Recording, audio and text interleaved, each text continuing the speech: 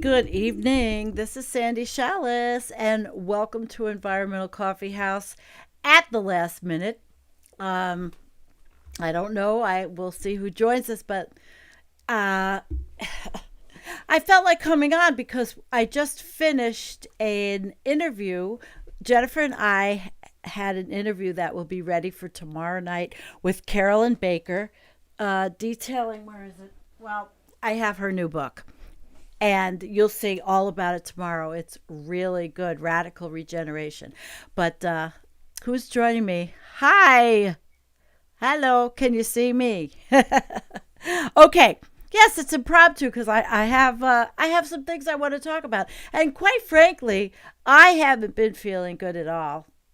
And if I'm not going to be playing, I could take these off actually. If I'm not playing anything, I can take them off for a while if I because I can hear you. I mean, I don't have to hear anything. So let's see who's with us.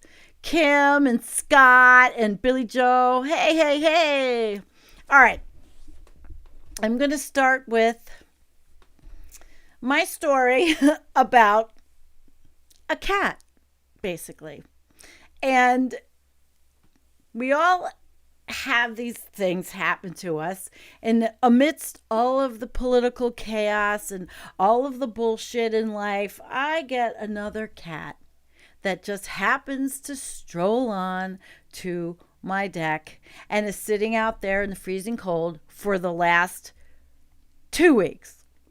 And this cat is really nice, big cat, right? And but it's tough. It's really tough because I have 5 already. All rescues. This is the third one. They just come to my deck and they sit outside the sliding doors and then they look back and forth at my cats. So finally, it was so cold. I got this cat in the house. I sat on the floor, had the door open, bowl of milk. Cat's beautiful. I will show you. I cleaned him. And I took good care of him. I'm going to show you. Let me close this up. I am going to show you what I posted on Twitter because you're going to say, oh my God, this is really disgusting and all this. But I want you to see this because, oh, what the hell? I'm going to show you. I posted on Twitter so I can show you this way. There's the cat. And I don't think you will be able to hear the video, but I'm going to open it up and show you this kitty that is now actually not leaving my bed. This cat will not leave my bed.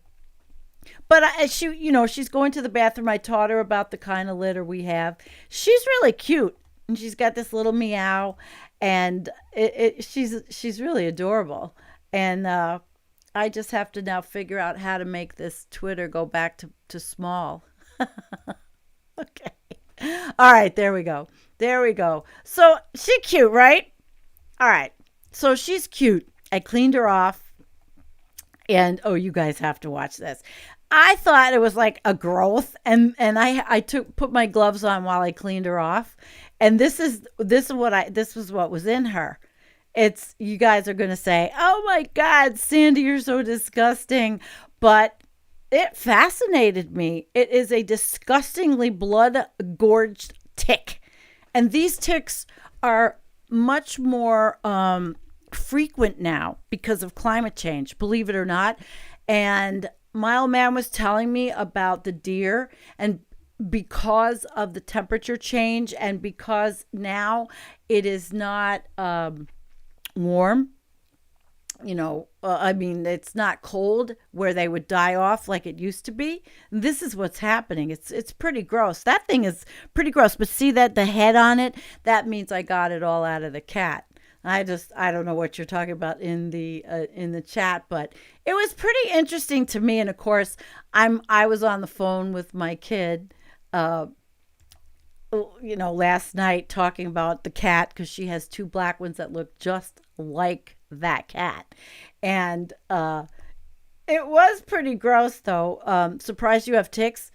Yeah. Well, the thing is, it's tick season year round, like Human is saying. It is. It's tick season year round. The The problem is climate change is wreaking havoc on animals.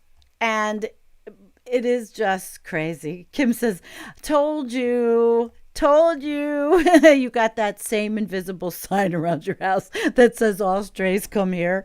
Well, I guess that's what happens. They do. They actually do. But I can't keep six.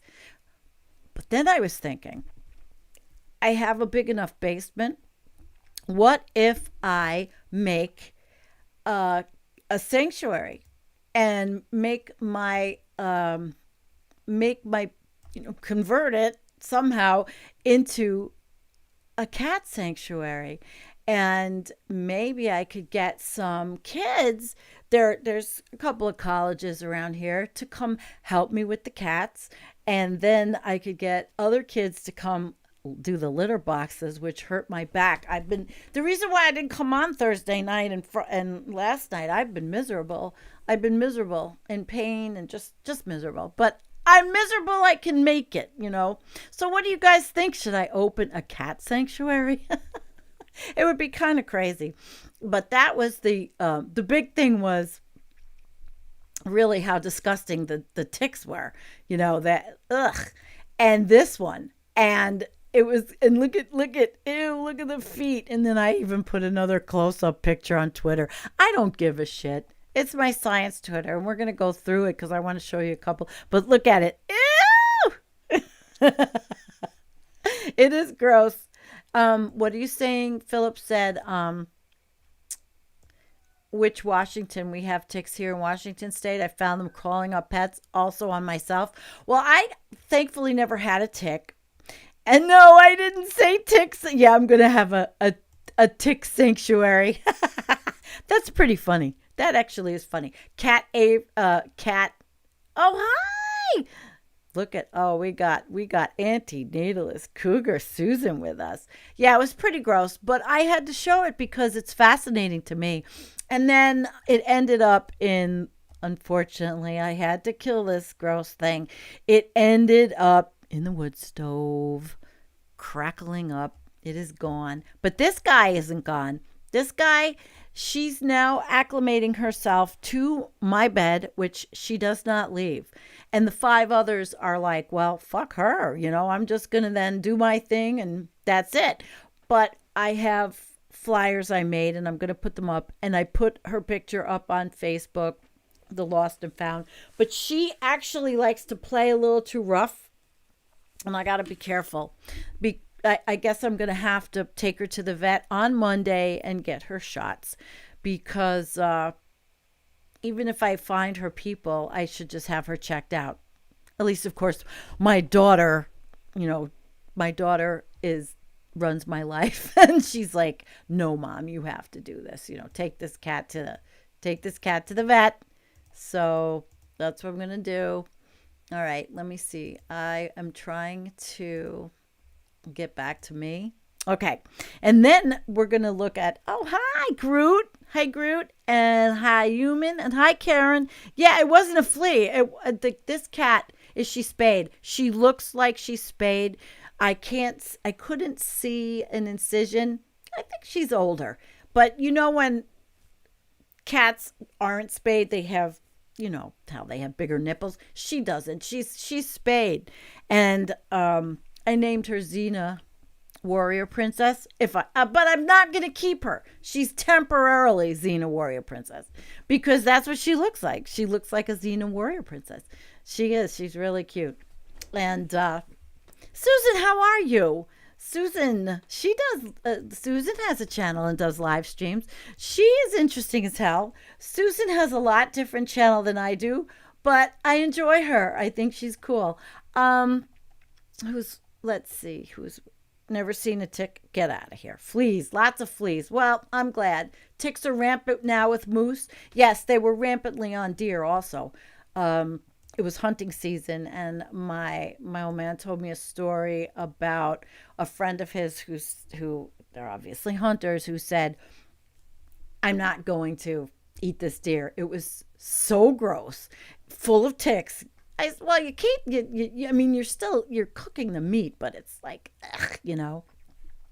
So the next thing I'm going to do is we're going to go back to Twitter because I want to show you. I don't know. I think he's interested. This one was interesting, and it made me feel it was sad. If animals could speak, mankind would weep, and it really.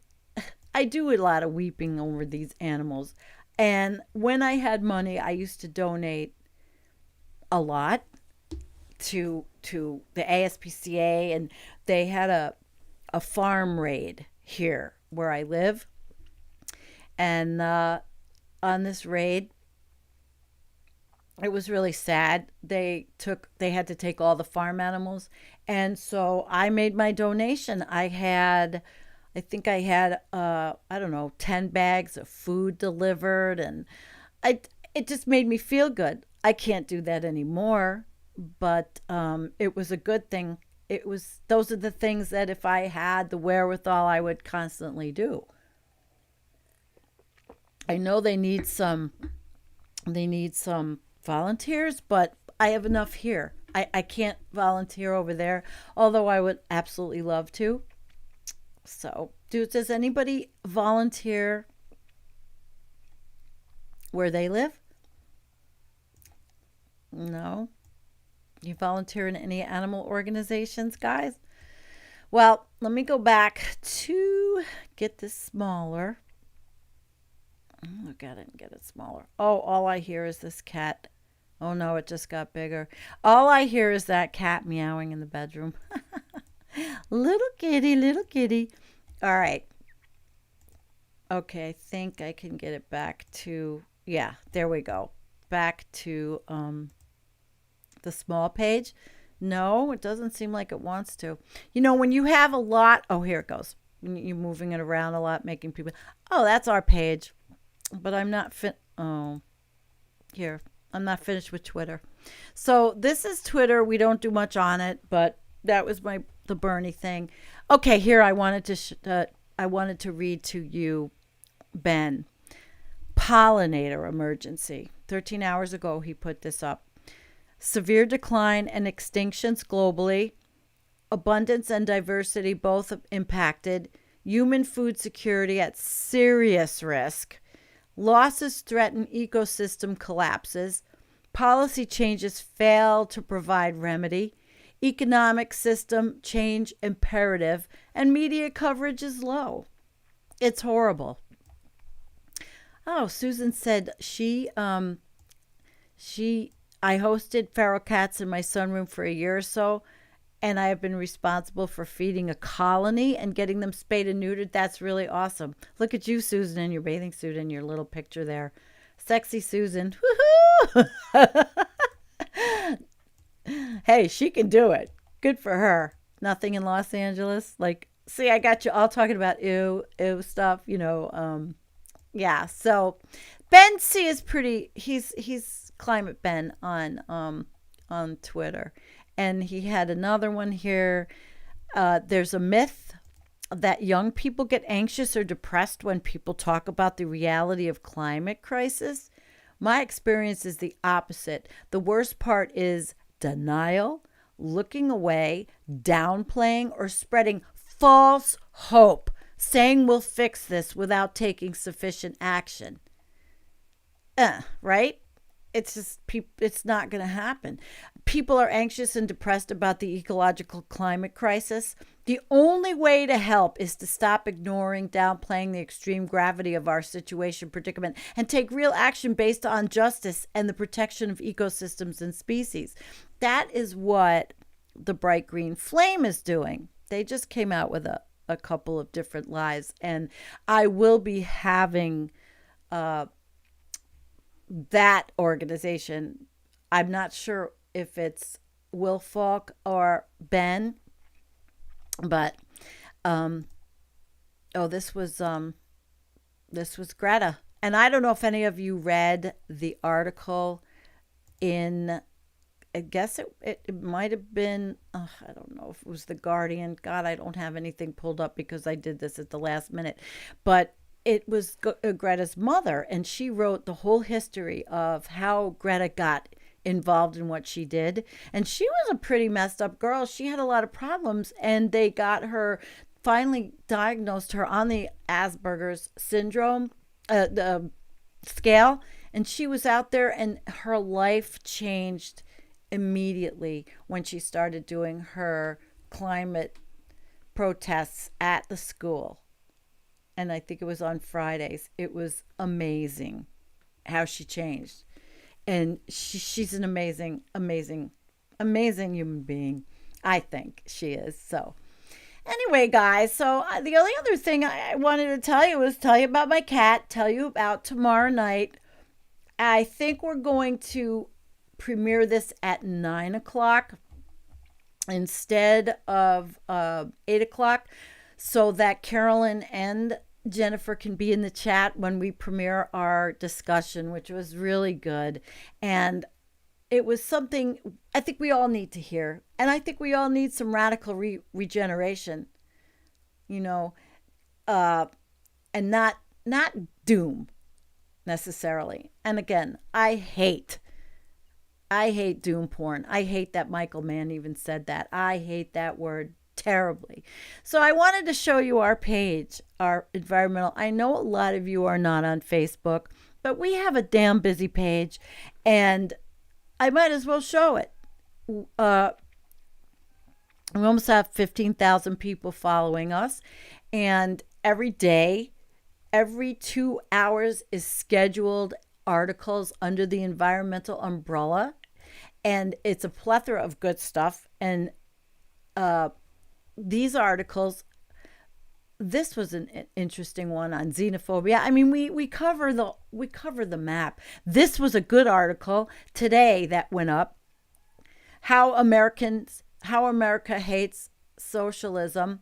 Wait, did I get you? Okay. How America hates socialism without knowing why. Economics. I don't think I was showing that. So this is the page, and I have it. It's just beautiful. Who's meowing like that? Gosh, I've got all these meowers. And so if you're on Facebook, please check us out. You know, buy me a coffee. Okay, so here it is. This was a good article. How America hates socialism and doesn't know why. I'm not going to read the whole thing, but it was pretty good. I suggest that you go to the page and read it. Why are socialist programs so unpopular today? Because people are stupid, and they fall for the bullshit that they keep voting for and buying. But that's a whole other thing. And let's see. Here's another one. Why are so many Westerners suffering from historical amnesia? They do not even grasp the actual history of industrialization. We are not even dealing with the history from the antiquity, let alone from the medieval era. Here, this helps explain disasters brought by any number of stupid policy recommendations from the West, followed by non-Western developing countries. And the editor is Jonathan O., who takes these articles and really puts some thought into what he does with these. So I suggest that you guys that are on Facebook go to my page. And let me say, oh, hi, Mark. Hello. You caught me. Yeah, I don't do it this late very often. Oh, Susan's looking for a new cat. Well, I could ship this one out. This is a heavy little cat. Hello, Rich Diana. Oh, this is cool. Oh, Philip, you're on the Aspie too? Well, then you must be brilliant, because I find that people that are on the spectrums like that are brilliant. They and focus on the one thing that interests them to where it's very rewarding and fulfilling. All right, so let's see, what else did Jonathan put up? I mean, interesting stuff. Here, from The Guardian, about they want to reintroduce white-tailed eagles in Britain. And see, we have a plethora of stuff. We have a plethora, and we have a group. And here is another.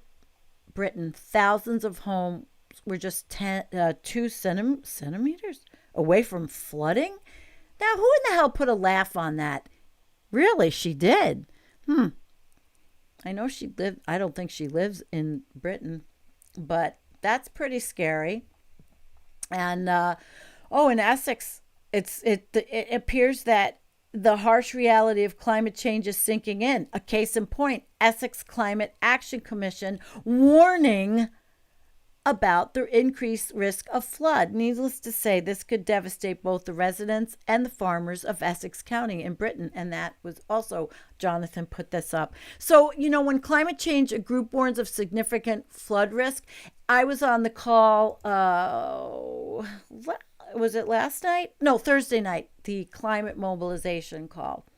And I really liked their group. And I told them that I was going to do, a little something on them, and they kind of asked me, they asked me to wait until next week, I think, or next month. They are redoing some of the tenets of the group. Climate mobilization works by local action, and they're similar to Extinction Rebellion, only they don't go out and do the protesting. They work with local groups. And for example, a local environmental group now maybe that is looking for something more than just, well, in my area, the farmers. The farmers know that it's different. The farmers understand. I saw a friend of mine who is, her husband, Max, the farmer. And we talked, and he was telling me all about the changes in farming. And one of the things that distressed him was that the younger kids, the younger farmers, they don't realize how bad it is because they've grown up. They haven't seen the change throughout the years. And that's where a group like Climate Mobilization can come into a community, and their premise is to declare a climate emergency. It's too bad I didn't pull up the slideshow. I have everything, but I'm going to wait. And I'd really like to interview Margaret Solomon, who she started the climate mobilization. So that's something that is very interesting. And these are things that you can do in your own community if collapse is happening. We see it all over. We see it everywhere. But the message is to give back. Even if we know what the end result is. But we're here. And should we get out of ourselves? Or should we just say, and I will never say we're doomed. I will never say we are fucked and then never do something about it. Even this venue, even trying to educate, right? Patrick Moore, write to me and tell me what, help me, guys, because I'm like on YouTube and this stuff. I help everybody. I'm like theirs, but again, on the Environmental Coffeehouse page, I have help, and but I could use more. So he did this. He said, "Now notice we must not only figure out how to cope with the rising oceanic temperatures, we must also deal with the rising temperatures from hundreds of lakes." And this one got a lot of 10 comments on this one. And they were talking about climate change could cause permanent heat waves in lakes. And I lived near Lake Erie. And so there was another guy, and the whole thing all the comments got into Great Lakes and what's going to happen. So this is a really busy page, and a lot of you, and yes, Patrick has his own page. Patrick, what is the name of your page? Write it down in there, and I'll put it up, because OMTech is I've interviewed Patrick on his OMTech project, and just put it in the name of your page, because I forget everything. I have a little bit of a forgetting issue. Oh, Suzanne sent me, of course. It's still going. The Bernie thing made me happy. I have to say, the Bernie thing was really fun, and it's still going on. And you know what? There was a guy on Twitter who commented, and I'm off Twitter. Like, I'll be addicted to Twitter when I really don't feel well and I can't get it out of bed, and I'll just use my cell phone and mess around on it. And there was one guy that said, really put it down. Like, like we were hero worshiping or whatever, right? And you know what? Everybody came back to this guy and said, fuck you. We had fun doing this. This gave us something after 4 years of that fucked up piece of shit in the White House. Even though we didn't get Bernie as president, which is really a travesty in my opinion, but we got him. We got him. He's going to be involved. And I do not understand the fighting on the left either between, you know, that there's a hashtag called the fraud squad because evidently the Medicare for all forced the vote. It's controversial. And now they are really beating up AOC. They're beating up the progressives that are all we got on the Democratic Party. You want to have a movement for a People's Party, fine. But you know what? I think you really have to stop just bashing. And you have to start about doing and what you are standing for and what you want to do instead of just bashing. We know we want Medicare for all, but to bash the politicians because they didn't get a floor vote immediately, and I'm not that. I'm just. It upset me because there's a lot of fighting and I think a lot of bots on Twitter. There's a lot of ugliness and a lot of like, well, I think there's a few grifters out there that really are taking advantage of situations, and I won't go any farther than that. Yes, chairman of the finance committee. I mean, I hate the people that they hate on Bernie. You know, learn civics and understand politics before you hate on all these politicians. Bernie gave up on us. Bernie didn't do this. Bernie didn't do that. Well, shit happens. Get over it. Fucking get over it. He's still there. I mean, you know, treating AOC like shit. You're a lefty, for fuck's sake. These are the people. Oh my God, she might have voted or liked Nancy Pelosi for 5 minutes. Well, you know what? In order to get what you want, you gotta play the game. And if you're not stupid enough to understand that, but there you go. All right, let's see what else is going on out here in the environmental coffeehouse land and what you guys are talking about. All right, well, couple of more articles. Contrary to popular imagination, having more money is more likely to turn a person to become less generous with others. Isn't that an interesting article? So check that out, Marketplace. We use some really cool things. Oh, here's a comment. Same with possessions. People who are fulfilled or get validation, or if owning hundreds of pounds of clothes and hundreds of shoes will burden their life to no end for that stuff, no matter what toll it takes on them to move it repeatedly. Well, I will tell you, I am a recovering Buddhaholic. I am a recovering overspender. I am a recovering consumerist. And I have all the shit to show because I have a store and an antique store to get rid of it. I don't go out and I can't work because I'm so messed up. So, you know, but I am a recovering one. And that's why I can even talk about it, because I'm recovering. I still get boxes. I get boxes because the things I need, you can't get where I live. Or you got to drive 30, 40, 50, 60, 80 miles. And I try to order from, if I have the money that I need something, usually it's like something antioxidant or a vitamin or something like that. I try to order directly from the company and not from Amazon, you know. And Amazon, it's kind of hard not to sometimes. Kind of hard not to. So for the most part, our page covers a wide variety. It's always interesting. And the thing about Facebook is you have to take your page and you almost have to have a share army. Environmental volunteerism, Tennessee style. In an epic cleanup effort, volunteers removed more than 9,000 pounds of trash from the Tennessee River, one of the dirtiest rivers in the country. Yes, that's good. That rocks. doesn't it?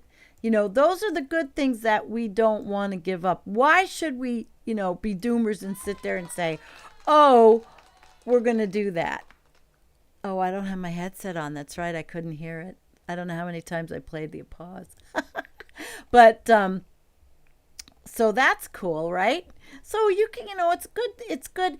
There's a lot of different groups. Listen, we hate Mark Zuckerberg, right? Okay? We don't like Mark Zuckerberg. But the thing is, in the communities that we've developed, we have a lot of people that are in and out of our pages every day.